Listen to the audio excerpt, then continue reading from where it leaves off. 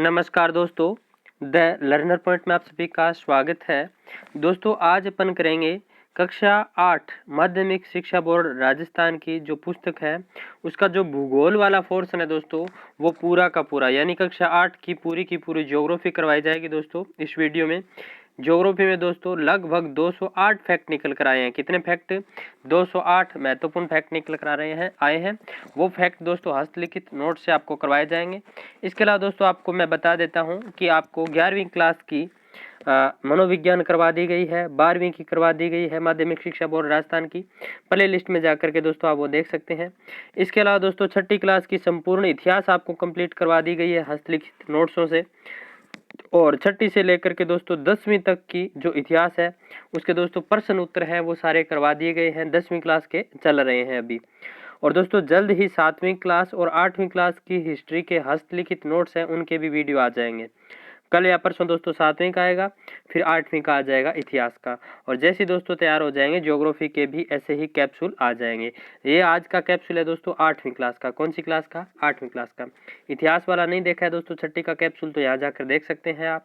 बाकी play list में दोस्तों आपको सारे वीडियो अवेलेबल हो जाएंगे। तो वीडियो को ज़्यादा से ज़्यादा शेयर करें अपने दोस्तों में और लाइक करें, चैनल को सब्सक्राइब जरूर करें। तो पहला फैक्ट निकल कर आ रहा है दोस्तों, पहले फैक्ट पर चर्चा करता हूं मैं। विश्व का सबसे धनी मरुस्थल कौन सा है? तो विश्व का सबसे धनी मरुस्थल दोस्तों अपना थार का मरुस्थल, रेगिस्तान का थार का मरुस्थल है दोस्तों। इसको विश्व का सबसे धनी मरुस्थल कहा जाता है। तो विश्व के जितने भी मरुस्थल है उनमें सबसे धनी मरुस्थल कौन सा है, ऐसा प्रश्न आ जाए तो थार का मरुस्थल है।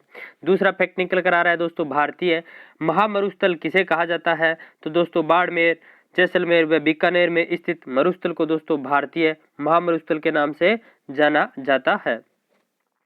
नेक्स्ट, थार का मरुस्थल कितने प्रतिशत क्षेत्रफल पर फैला हुआ है? तो दोस्तों थार के मरुस्थल की यदि बात करें दोस्तों तो 61% भाग पर फैला हुआ है। कितने प्रतिशत भाग पर फैला हुआ है दोस्तों? 61% भाग पर फैला हुआ है।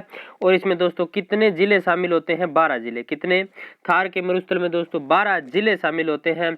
और दोस्तों अरावली है वो राजस्थान में विभाजन का कार्य करती है। राजस्थान में विभाजन का कार्य कौन करते हैं? तो अरावली पर्वतमाला करती है।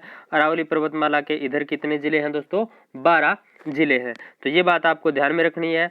और थार का मरुस्थल कितने क्षेत्रफल पर फैला हुआ है? तो 61% क्षेत्रफल पर फैला हुआ है। नेक्स्ट फैक्ट निकल कर आ रहा है दोस्तों, इसका यानी थार का मरुस्थल ढाल पश्चिम किसकी ओर है? यानी थार के मरुस्थल का ढाल, पश्चिमी ढाल किसकी ओर है? तो किसकी ओर है? तो दोस्तों पाकिस्तान की ओर है थार के मरुस्थल का पश्चिमी ढाल। ठीक है। नेक्स्ट, सबसे अधिक जन घनत्व वाला मरुस्थल कौन सा है? तो सबसे अधिक जन घनत्व वाला मरुस्थल दोस्तों थार का मरुस्थल ही है। यहाँ पर दोस्तों 40% जनसंख्या निवास करती है। तो कितने प्रतिशत जनसंख्या निवास करती है? 40% जनसंख्या निवास करती है। नेक्स्ट फैक्ट निकल कर आता है दोस्तों, इंदिरा गांधी नहर का निर्माण किस नदी के पानी को रोककर, यानी इंदिरा गांधी नहर का निर्माण किस नदी के पानी को रोककर या मतलब दोस्तों डैम बना करके किया गया? तो दोस्तों इसका राइट आंसर क्या हो जाएगा? सतलज नदी। यानी दोस्तों इंदिरा गांधी नहर है ये कहां से निकलती है? तो सतलज नदी से। कहां से? सतलज नदी से। नेक्स्ट है दोस्तों, राजस्थान के कितने प्रतिशत भाग पर अरावली पर्वत फैला हुआ है? राजस्थान के कितने प्रतिशत भाग पर अरावली पर्वत फैला हुआ है? वह कितना किलोमीटर लंबा है? तो दोस्तों राजस्थान के 9% भाग पर अरावली पर्वतमाला फैली हुई है। कितने प्रतिशत भाग पर? 9% भाग पर अरावली पर्वतमाला फैली हुई है। और इसकी लंबाई की बात करूं दोस्तों तो 692 किलोमीटर लंबी है अरावली पर्वतमाला। कितनी है? 692 किलोमीटर। नीचे कमेंट बॉक्स में मुझे आप बताओगे दोस्तों राजस्थान में अरावली पर्वतमाला का विस्तार कितना है। नेक्स्ट है दोस्तों, अरावली राजस्थान को 2 भागों में बांटती है। कितने भागों में बांटती है? 2 भागों में बांटती है दोस्तों। तो देखिए अरावली राजस्थान को कितने भागों में विभाजित करता है? और राजस्थान का सबसे ऊंचा क्षेत्र कौन सा है? तो दोस्तों राजस्थान में अरावली है ये 2 भागों में बांटती है राजस्थान को। और दोस्तों पूर्वी व पश्चिमी, पूर्वी पश्चिमी 2 भागों में बांटती है। अरावली राजस्थान का, अरावली का सबसे ऊंचा क्षेत्र है। अरावली का क्षेत्र है ये राजस्थान का सबसे ऊंचा क्षेत्र है। नेक्स्ट है दोस्तों, राजस्थान की जीवन रेखा लाइफ लाइन किसे कहा जाता है? तो राजस्थान की लाइफ लाइन दोस्तों अरावली पर्वतमाला को ही कहा जाता है? राजस्थान की जीवन रेखा अरावली पर्वतमाला को कहा जाता है। नेक्स्ट है दोस्तों, राजस्थान व अरावली की सबसे ऊंची चोटी कौन सी है? तो राजस्थान की सबसे ऊंची चोटी की यदि बात करूं या अरावली पर्वतमाला की सबसे ऊंची चोटी की यदि बात करूं दोस्तों, तो गुरु शिखर है। कौन सी है? गुरु शिखर है, जिसकी दोस्तों ऊंचाई 1727 मीटर है। कितनी है? 1727 मीटर। कई पुस्तकों में दोस्तों 1722 मीटर भी दी मिलती है, लेकिन राजस्थान अध्ययन माध्यमिक शिक्षा बोर्ड राजस्थान उसमें दोस्तों 1727 मीटर दी गई है। और अरावली पर्वतमाला दोस्तों माउंट आबू सिरोही में। नेक्स्ट है दोस्तों, राजस्थान का पूर्वी मैदानी भाग कितने प्रतिशत भाग पर फैला हुआ है? तो राजस्थान है दोस्तों ये अपना, इसका पूर्वी मैदानी भाग ये कितने प्रतिशत भाग पर फैला हुआ है दोस्तों? तो ये 23% भाग पर फैला हुआ है। कितने प्रतिशत भाग पर? 23%। यहाँ से दोस्तों डायरेक्ट आपको प्रश्न मिलेंगे, चाहे कोई से कंपटीशन का एक एग्जाम दें आप, राजस्थान पुलिस, रेट, पटवार, कोई सा भी दे, डायरेक्ट प्रश्न मिलेंगे। नेक्स्ट है, राजस्थान का सबसे उपजाऊ व सर्वाधिक जनघनत्व वाला क्षेत्र कौन सा है? तो राजस्थान का सबसे उपजाऊ व सर्वाधिक जनघनत्व वाला क्षेत्र है दोस्तों पूर्वी मैदानी भाग। राजस्थान की दोस्तों 40% जनसंख्या निवास करती है। पूर्वी मैदानी भाग में राजस्थान की कितनी प्रतिशत जनसंख्या निवास करती है? तो 40% जनसंख्या निवास करती है। राजस्थान का पूर्वी मैदानी भाग दोस्तों कितने प्रतिशत क्षेत्रफल पर फैला हुआ है? तो 23% क्षेत्रफल पर फैला हुआ है।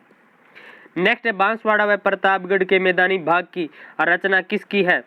या बांसवाड़ा व प्रतापगढ़ का जो मैदान है वो किन नदियों के द्वारा निर्मित है? तो दोस्तों माही व उसकी सहायक नदियों के द्वारा निर्मित है। नेक्स्ट है दोस्तों, बांसवाड़ा व प्रतापगढ़ में 56 नदी नालों का समूह है, जिसे क्या कहा जाता है? तो दोस्तों बांसवाड़ा व प्रतापगढ़ में 56 नदी नालों का समूह है, वो 56 का मैदान कहलाता है। क्या कहलाता है? 56 का मैदान कहलाता है। यहाँ दोस्तों इतिहास में ऐसा भी मिलता है कि 56 गाँवों का समूह है, इस कारण 56 का मैदान कहलाता है। लेकिन बांसवाड़ा प्रतापगढ़ 56 का मैदान, बस इतना ध्यान रखना आप। नेक्स्ट है दोस्तों, दक्षिणी पूर्वी भाग राजस्थान का लगभग कितना प्रतिशत पठारी भाग है? दक्षिण पूर्वी भाग राजस्थान का लगभग कितने प्रतिशत पठारी भाग पर फैला है? या दोस्तों दक्षिणी पूर्वी भाग राजस्थान का लगभग कितना प्रतिशत पठारी है? तो दोस्तों ये राजस्थान है, इसका दक्षिणी पूर्वी ये दोस्तों ये पठारी भाग है, ये कितने प्रतिशत क्षेत्रफल है? तो दोस्तों राजस्थान का 7% क्षेत्रफल है। कितना? 7% क्षेत्रफल। नेक्स्ट है, दक्षिणी पूर्वी या हाड़ौती का पठार की मिट्टी कैसी है और इस मिट्टी का निर्माण किससे हुआ है? तो दोस्तों काली मिट्टी है। कौन सी? काली मिट्टी, और लावा से निर्मित है। ये किससे निर्मित है? लावा से निर्मित। नेक्स्ट है, राजस्थान में 5 प्रकार की जलवायु परिस्थितियां पाई जाती है। राजस्थान में दोस्तों कितने प्रकार की जलवायु परिस्थितियां पाई जाती है? 5 प्रकार की। कितने प्रकार की? 5 प्रकार की। याद रखना दोस्तों, राजस्थान में 5 प्रकार की जलवायु परिस्थितियां पाई जाती है। नेक्स्ट देखिए दोस्तों, राजस्थान के पश्चिम में लगभग कितने प्रतिशत भाग पर शुष्क और अर्धशुष्क मरुस्थलीय जलवायु है? तो राजस्थान के पश्चिमी भाग में लगभग 60% भाग पर दोस्तों शुष्क और अर्धशुष्क मरुस्थलीय जलवायु है। नेक्स्ट है, राजस्थान में मुख्यतः 3 ऋतुएं होती है। कितने ऋतुएं? 3 ऋतुएं होती है दोस्तों राजस्थान में। ग्रीष्म ऋतु, अब दोस्तों इनका टाइम ध्यान में रखना। ग्रीष्म ऋतु गर्मी है, वो मार्च से जून तक। ग्रीष्म ऋतु मार्च से जून, ध्यान रखना, मार्च से जून तक ग्रीष्म ऋतु। वर्षा ऋतु दोस्तों जुलाई से सितंबर वर्षा ऋतु। और शीत ऋतु दोस्तों अक्टूबर से फरवरी तक। नेक्स्ट है दोस्तों, ऊंचाई के कारण इस ऋतु में ग्रीष्म ऋतु, यानी ऊंचाई के कारण दोस्तों ग्रीष्म ऋतु में माउंट आबू राजस्थान का सबसे ठंडा स्थान रहता है। तो दोस्तों ग्रीष्म ऋतु में माउंट आबू है वो सबसे ठंडा स्थान रहता है। दोस्तों आपको पता होगा दोस्तों, भूगोल का एक नियम पढ़ा होगा आपने, 165 मीटर की ऊंचाई पर जैसे ही जाते हैं दोस्तों 1 डिग्री सेल्सियस तापमान क्या हो जाता है? कम हो जाता है।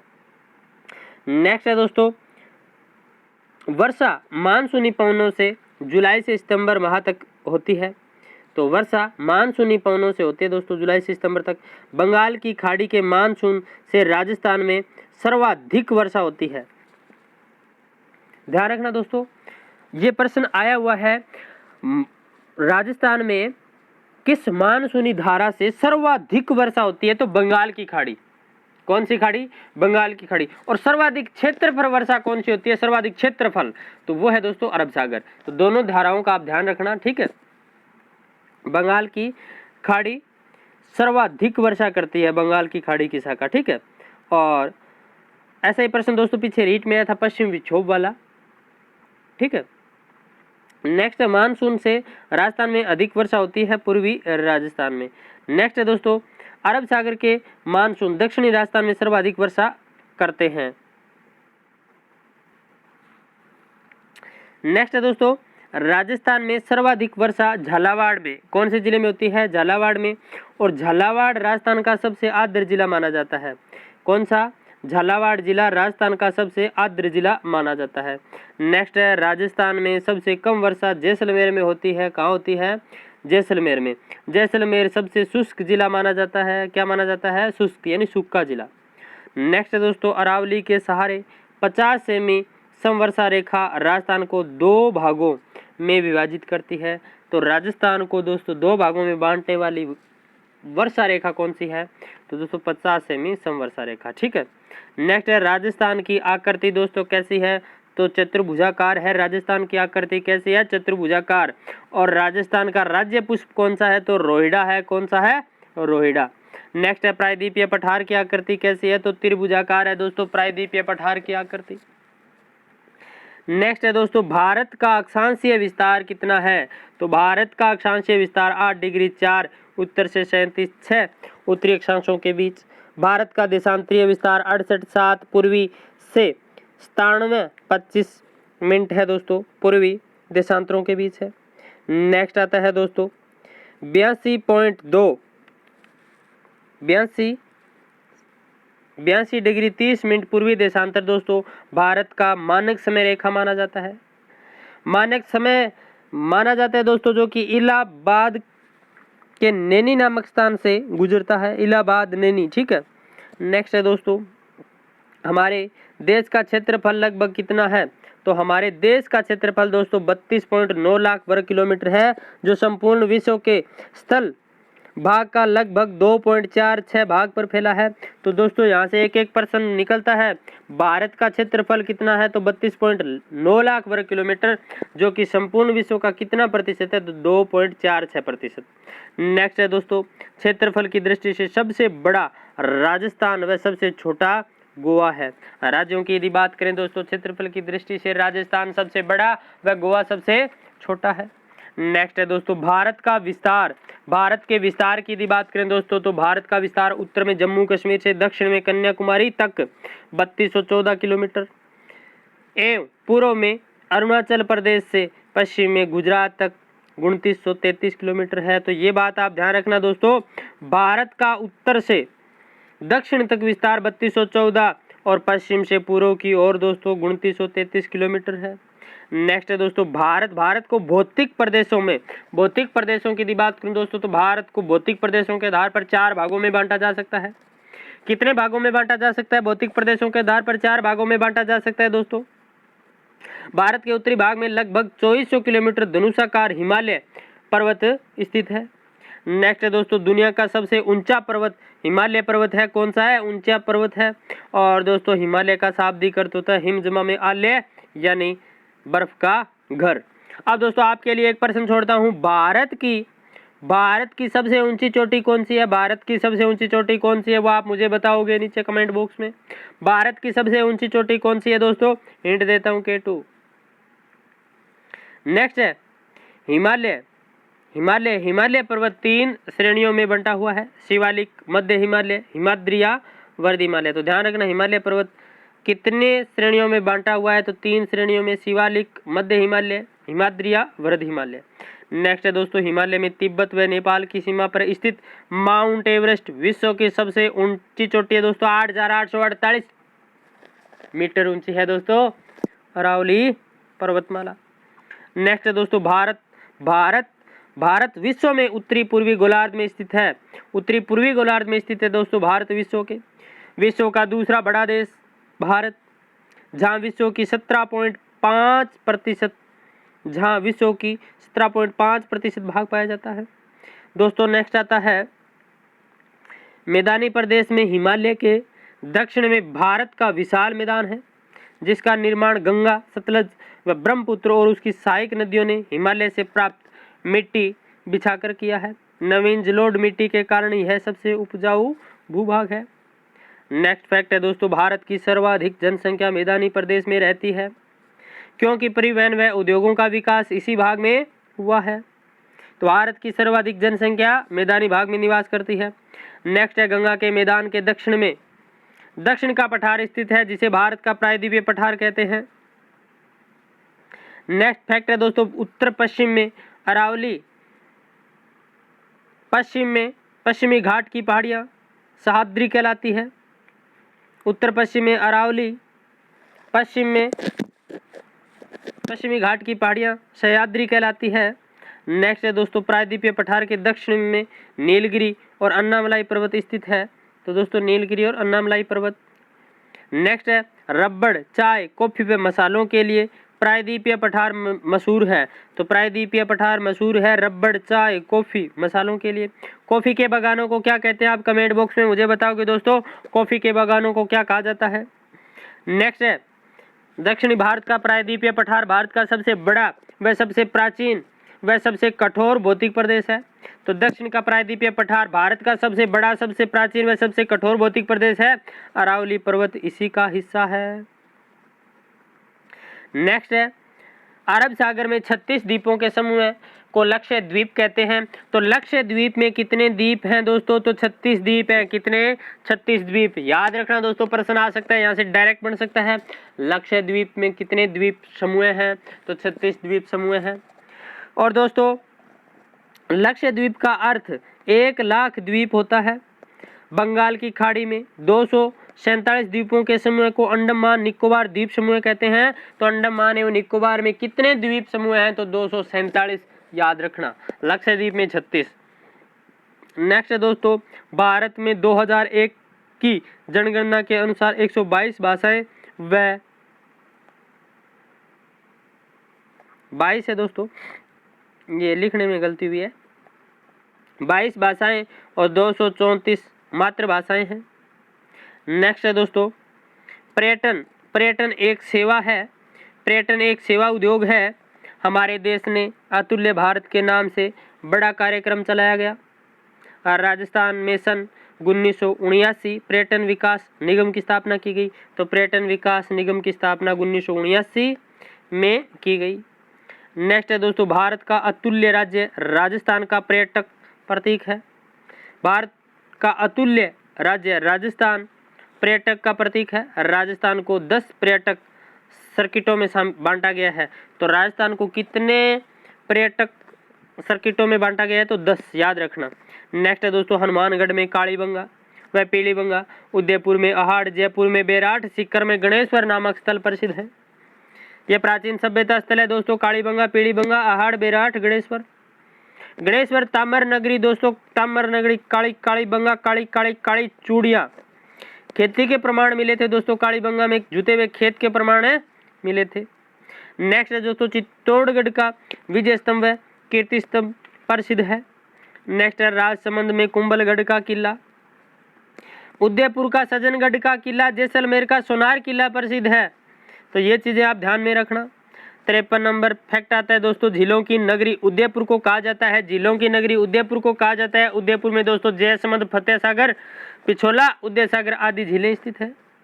नेक्स्ट फैक्ट निकल कर आता है दोस्तों 54 नंबर, सिरोही का प्रसिद्ध पर्वतीय स्थल माउंट आबू है। सिरोही का प्रसिद्ध पर्वतीय स्थल माउंट आबू है। और इसके अलावा यहाँ पर दोस्तों नक्की झील कहा जाता है, इसे नाखूनों से देवताओं ने खोदा था। अजमेर की पुष्कर झील प्रसिद्ध है राजस्थान। राजस्थान में राजसमंद झील, भीलवाड़ा में मेनाल जलप्रपात प्रसिद्ध है। सवाई माधोपुर का रणथंभौर राष्ट्रीय उद्यान फेमस है। अलवर का सरिस्का, भरतपुर का केला देव घन्या राष्ट्रीय पक्षी बिहार प्रसिद्ध है। जैसलमेर व बाड़मेर में स्थित राष्ट्रीय मरु उद्यान कोटा में चंबल नदी के किनारे घड़ियाल तथा मगरमच्छों के संरक्षण के लिए चंबल अभयारण्य प्रमुख है। तो यहाँ से दोस्तों बहुत सारे फैक्ट निकल गए, देख लो। सिरोही, माउंट आबू, नक्की झील, पुष्कर झील अजमेर, राजसमंद झील राजसमंद, मेनाल जलप्रपात भीलवाड़ा, ध्यान रखना मेनाल जलप्रपात भीलवाड़ा। और रणथंभौर राष्ट्रीय उद्यान सवाई माधोपुर में है। सरिस्का अलवर में, कैला देवी गन्ना पक्षी विहार भरतपुर में, राष्ट्रीय मरु उद्यान जैसलमेर बाड़मेर। और चंबल नदी के किनारे दोस्तों घड़ियाल तथा मगरमच्छों के लिए प्रसिद्ध चंबल अभयारण्य कोटा। ठीक है, नेक्स्ट फैक्ट है दोस्तों ब्रह्मा जी का मंदिर कहाँ स्थित है? पुष्कर में है। ब्रह्मा जी का मंदिर पुष्कर में। ख्वाजा मोइनुद्दीन चिश्ती की दरगाह अजमेर में है। कोलायत झील बीकानेर में, रामदेवरा जैसलमेर में, श्रीनाथ जी नाथ द्वारा राजसमंद में स्थित है। नेक्स्ट फैक्ट निकल कर आता है दोस्तों एकलिंग जी उदयपुर, गोविंद देव जी मंदिर जयपुर में, करणी माता का मंदिर देशनोक बीकानेर में, महावीर जी का मंदिर सवाई माधोपुर में, त्रिपुरा सुंदरी का मंदिर बांसवाड़ा में स्थित है। ये सारे फैक्ट याद रखना दोस्तों आप। नेक्स्ट है दोस्तों ऋषभदेव उदयपुर, रणकपुर पाली, देलवाड़ा सिरोही मुख्य धार्मिक स्थल है। पर्यटक को दोस्तों उद्योग का दर्जा 1989 में दिया गया, याद रखना। पर्यटन को उद्योग का दर्जा कब दिया गया? 1989। नेक्स्ट दोस्तों राजमार्गों की यदि बात करें, दिल्ली से मुंबई को जोड़ने वाला राष्ट्रीय राजमार्ग संख्या 8 है, जो राज्य के मध्य से गुजरता है। दिल्ली से मुंबई को जोड़ने वाला राष्ट्रीय राजमार्ग संख्या 8 जो राज्य के मध्य से गुजरता है, याद रखना। राजस्थान का सबसे व्यस्तम राजमार्ग दोस्तों 8 है। राजस्थान का सबसे व्यस्तम राजमार्ग 8 है। राज्य का सबसे लंबा राजमार्ग दोस्तों 15 है, पिछली रीट में आ गया। राजस्थान का सबसे लंबा राजमार्ग 15 है। नेक्स्ट है दोस्तों राजस्थान में पहली रेल सन 1874 में बांदीकुई दौसा से आगरा फोर्ट उत्तर प्रदेश तक चलाई गई थी। तो राजस्थान में पहली रेल कब चली? 1874 में चली थी। दौसा बांदीकुई से आगरा फोर्ट उत्तर प्रदेश के लिए चली थी, याद कर लेना दोस्तों, यहाँ से प्रश्न आ सकता है। नेक्स्ट है दोस्तों राजस्थान में रेल मार्गों की कुल लंबाई 6000 किलोमीटर है। राजस्थान में जयपुर रेलवे परिवहन का सबसे बड़ा केंद्र है, तो ये चीज भी आप ध्यान में रखना। नेक्स्ट फैक्ट है दोस्तों उत्तर पश्चिम रेलवे का मुख्यालय जयपुर में है। उत्तर पश्चिम रेलवे का मुख्यालय जयपुर में है दोस्तों। नेक्स्ट आता है जयपुर में स्थित सांगानेर हवाई अड्डा राज्य का सबसे व्यस्ततम व पहला अंतरराष्ट्रीय हवाई अड्डा है। तो पूछा जा सकता है राजस्थान का पहला अंतरराष्ट्रीय हवाई अड्डा कौन सा है? तो दोस्तों जयपुर है, सांगानेर हवाई अड्डा, और यही दोस्तों व्यस्ततम है। इसके अलावा दोस्तों उदयपुर में डबोक और महाराणा प्रताप अंतरराष्ट्रीय हवाई अड्डे स्थित है। नेक्स्ट है दोस्तों वायु परिवहन सबसे महंगा परिवहन है। नेक्स्ट फैक्ट निकल कर आता है दोस्तों, नेक्स्ट फैक्ट आता है दोस्तों, ये हिस्ट्री का थोड़ा मैटर बीच में लिख दिया गया दोस्तों, तो ये भी एक बार देख लेते हैं। ज़्यादा फैक्ट नहीं है, 10 एक फैक्ट है, ये भी काम की है अपने, तो ये बीच में आगे दोस्तों पेज तो करवा देता हूँ, कोई दिक्कत नहीं। बाकी दोबारा जब ये आएंगे हिस्ट्री में तब रिवाइज हो जाएगा 6ठी 7वीं 8वीं वाली में। तो देखिए कबीर का जन्म यदि दोस्तों बात करें तो 15वीं 16वीं शताब्दी में हुआ था, और पालन पोषण दोस्तों बनारस में हुआ। कहाँ हुआ? बनारस के झूला परिवार में। नेक्स्ट फैक्ट आता है दोस्तों गुरु नानक का जन्म कब हुआ? तो 1469 में हुआ था दोस्तों, तलवड़ी में हुआ था दोस्तों। तलवड़ी पाकिस्तान में आता है। कहाँ आता है? पाकिस्तान में आता है। गुरु नानक को ननका साहिब के नाम से जाना जाता है। और दोस्तों रावी नदी के तट पर अपना डेरा बसाया हुआ है इनका। गुरु नानक जी ने अपना डेरा किस नदी के किनारे बसाया? तो रावी। नेक्स्ट है दोस्तों गुरु नानक जी ने उपासना और कार्य के लिए जो जगह निश्चित की उसे धर्मशाल कहते हैं, आजकल उसे गुरुद्वारा कहते हैं। नेक्स्ट है दोस्तों दांदू जी की मृत्यु की यदि बात करें तो दांदू जी की मृत्यु दोस्तों आमेर के पास नारायणा जयपुर में हुई थी। कहाँ हुई थी? जयपुर नारायणा। ये दोस्तों 7वीं क्लास का मैटर है इतिहास का, ये बाद में दोस्तों इतिहास का जब फोर्सन करेंगे तो उसमें दोबारा आ जाएगा। नेक्स्ट है दादू की शिक्षाएं दोस्तों दादू दयाल री वाणी और दादू रा दूहा में संग्रहित है। नेक्स्ट है चैतन्य महाप्रभु भक्ति संतों में बंगाल के ही चैतन्य ने कर्मकांड की निंदा की। नेक्स्ट है दोस्तों मीराबाई का जन्म 1504 ईस्वी में मेड़ता नागौर के कुड़की ग्राम में हुआ। नेक्स्ट फैक्ट है दोस्तों मीराबाई के पिता का नाम रतन सिंह और दादू की पोत्री थी। मीराबाई का विवाह मेवाड़ के महाराणा सांगा के बेटे भोजराज से हुआ था। पिछली रीट का प्रश्न है दोस्तों ये। नेक्स्ट फैक्ट आता है दोस्तों मीराबाई की मृत्यु द्वारिका में रणछोड़ जी की मूर्ति के आगे नृत्य करते हुए हो गई थी। मीराबाई ने मेवाड़ में अपने पदों की रचना की, उनके 250 पद निजी हैं। नेक्स्ट है दोस्तों, कबीर जी के समकालिक रैदास का जन्म अहमदाबाद में हुआ। कबीर के समकालिक रैदास का जन्म अहमदाबाद में हुआ था। ये रामानंद के परम शिष्य थे। तो दोस्तों ध्यान रखना, कबीर के समकालिक रैदास के गुरु रामानंद, और जन्म दोस्तों अहमदाबाद। नेक्स्ट है दोस्तों, महाराष्ट्र के पुरंदर में विठल नाम के स्थानीय देवता की पूजा की जाती है। नेक्स्ट है दोस्तों, 63 भक्त संतों में से एक अड़ाल को दक्षिण की मीरा कहा जाता है। अड़ाल का जन्म दोस्तों 8वीं सदी में हुआ था। कब हुआ था? 8वीं सदी में। नेक्स्ट है दोस्तों, भक्ति धारा की सबसे पहली लोकप्रियता दक्षिण में 7वीं और 9वीं सदी के बीच देखने को मिलती है। नेक्स्ट है दोस्तों, शिव भक्त नयनवार और विष्णु भक्तों को आलवार कहा जाता है। दोस्तों 7वीं क्लास का जो आपका पाठ है वो पाठ पूरा हो गया भक्ति संतों वाला। नेक्स्ट है दोस्तों, सफ़ेद कपड़े पहनने वाले सप या सूफी कहलाए।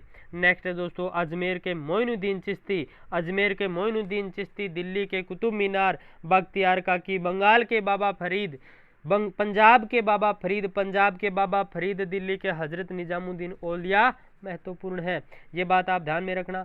नेक्स्ट दोस्तों, अजमेर में संत मोइनुद्दीन चिश्ती की दरगाह प्रसिद्ध है। दोस्तों अजमेर शरीफ के नाम से जानी जाती है दरगाह चिश्ती की दरगाह की यदि बात करें दोस्तों, चिश्ती की दरगाह को ख्वाजा साहब व गरीब नवाज के नाम से याद करते हैं। मोइनुद्दीन चिश्ती का शिष्य हमीदुद्दीन नागौरी ने नागौर के पास सुवल गांव में अपना केंद्र बनाया। तो याद रखना, मोइनुद्दीन चिश्ती का शिष्य हमीदुद्दीन नागौरी ने नागौर के पास सुवल गांव में अपना केंद्र बनाया।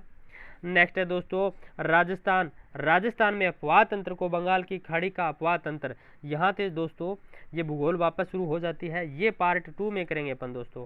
कौन से पार्ट में? पार्ट 2 में करेंगे। अब फैक्ट रहे हैं दोस्तों 207 फैक्ट है, 101 फैक्ट रहे हैं, वो दूसरे वीडियो में अपन पूरे करेंगे दोस्तों। यहाँ से राजस्थान का भूगोल 8वीं क्लास, यहाँ से ये बीच में दोस्तों 7वीं क्लास का थोड़ा सा मैटर आ गया था इतिहास का, कोई दिक्कत नहीं दोस्तों, जैसे नोट्स लिखे गए उसमें आ गया बीच में। तो यहाँ से 89 से आगे जितने भी फैक्ट है वो पार्ट 2 में करेंगे। कौन से में? पार्ट 2 आ जाएगा दोस्तों आपके सामने कल आपकी 8वीं क्लास की भूगोल है वो पूरी हो जाएगी। उसके बाद दोस्तों 6ठी 7वीं की भी भूगोल आपको करवा दी जाएगी। फिर 6ठी 7वीं 8वीं तीनों का इतिहास आपको करवाऊंगा दोस्तों नोट्स से ही, ठीक है। 6ठी का वैसे एक बार पहले हो चुका है, लेकिन कोई दिक्कत नहीं दोस्तों, एक बार दोबारा कर लेंगे 6ठी का, फिर 7वीं का, फिर 8वीं का, फिर जैसे ही टाइम मिलेगा दोस्तों 9वीं 10वीं आपको करवा दी जाएगी। तो चलिए दोस्तों मिलते हैं नेक्स्ट वीडियो में।